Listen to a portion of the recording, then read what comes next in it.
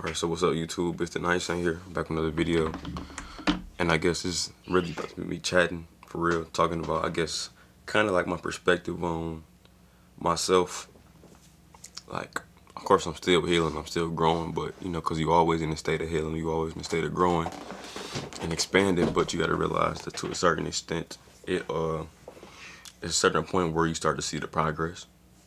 And I'm not gonna say I'm fully done with, like, let's say for example, this video is gonna be like a perspective post low self-esteem.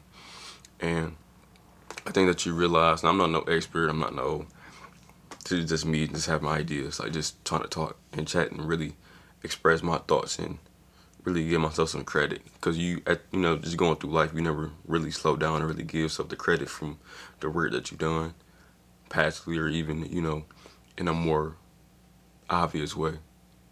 Like, I don't, every now and then I have to notice, like, damn, I really came a long way, especially the ways I used to think, in the ways and why I would do certain behaviors in search of, like, validation, so I would satisfy the feeling of, you know, the low self-esteem.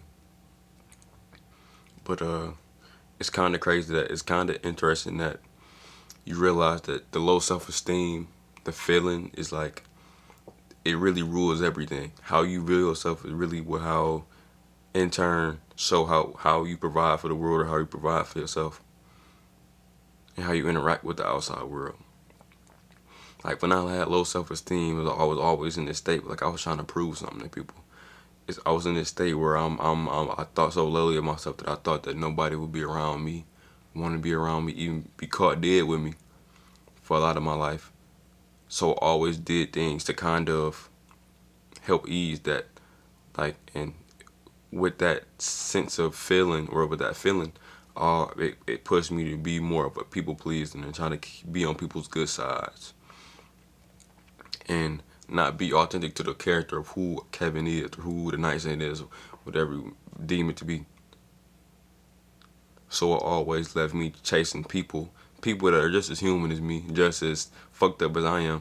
I'm kissing up to them, so they won't ever feel that feeling of, you know, inadequacy, or being inadequate to the rest of the world. And the thing about it is, no matter what you do, people are always going to feel it that way. You can be the most loving, caring individual in the world, and if somebody or something is internally wrong with somebody, let's say this is more of an adult.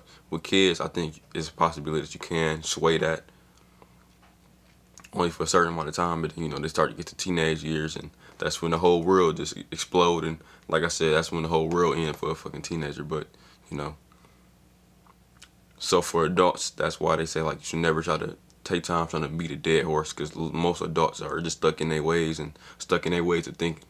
Only way that they can break out of that is if they genuinely have the desire to want to break out of that. But if they don't, they're going to refrain and be that same individual with that same thinking process. But going back to the main point, you know, your efforts to try to prove your value, or prove yourself and make yourself feel less than, doesn't do anything for anybody else. You can try to be the most caring, you can try to be the most courteous, you gonna make sure that everybody's good, and people will still look at you sideways, people gonna take you for granted. And more of that doesn't have to deal with you, it deals with how people see themselves. And that's that self-esteem, like having low self-esteem. Some people don't think highly of themselves, they think very lowly of themselves, so they take and they pillage from everybody else that's around them, that are willing to really even help them out. And it's sad to see, it's sad to say, it's sad to even experience, because I think everybody go through that. When I was, let's say, in my, on my 21, going on 22 years of existence, that's how I think I dealt with a lot of my relationships. I dealt with people on the sense of, I'm not wanting to feel like a loser, even though I was a loser, by just the way that I thought. If you believe you're a loser, you're a loser. And then it's another end of that spectrum where people just do loserish activities. I was never a nigga that was just doing loser shit. I just thought I was a loser. I thought I was a loser because I was poor. You know, I just thought, you know, because when you don't have everything, you just think lowly of yourself. When you don't have money, these type of, what is the word, material possessions, you think you're not worth anything. But, you know, realistically, if you can just be honest, everybody's worth something. Everybody's important. and everybody is a divine piece of consciousness. We are all connected to the collective conscious, and we all important. In my opinion, I think that we all guys. That's just how I like to think, and that's the idea that I subscribe to, and to keep me keep me stable in reality. Just like how people believe in religion, that's what I believe in. But you realize that a lot of these world problems, or problems period, they come from a negative headspace of thinking less than yourself. So you go out your way to prove these type of things. Like, let's say if you feel weak, you gon' every for the most part, if people feel weak, they won't just do enough to make sure that they people are good or they self good. They do something to prove. It's like a skinny dude going in the gym trying to knock out every big person that they see. It's like you're trying to prove something, and that point does get proven, but it comes to a certain point where people, it's like it's overkill. People, that's what I mean by by the slow self esteem, is that you constantly trying to prove something to people when, in actuality, if you are something, you don't have to keep having to prove it. You are what you are. Just like I am what I am, and that's who I am until I die. I'm about to, you see how the way I move, see how the way I interact with people, see how the way I act and live. I'm about to say those should be enough of a cursor to show you who I really am.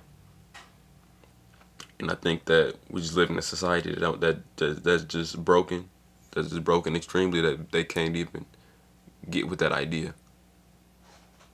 So I guess post low self-esteem is that I'm looking at all my actions and all I did, and that shit is heartbreaking. It's not a good feeling being able to look at yourself like, damn, like this is what you was trying to do to prove this point, and you made a total ass of yourself. It's a sense of like shame and guilt for doing that, but you always have to have some type of compassion and self-understanding with yourself, because you got to understand that everybody lives is like kind of the same.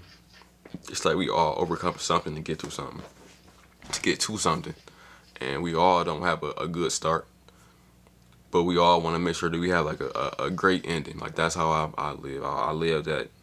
I try to live, and I guess my main goal was to end off. Like me, I think I'm very, in my mind, I'm kind of like, I just want to help. I really don't care about what happens to Kevin no more, and not even in a bad way, but like of course I want peace. Of course I want happiness. I know Kevin is important. I know Kevin is worthy. I know that he is an amazing person. He wants to be an amazing person. Let me say that.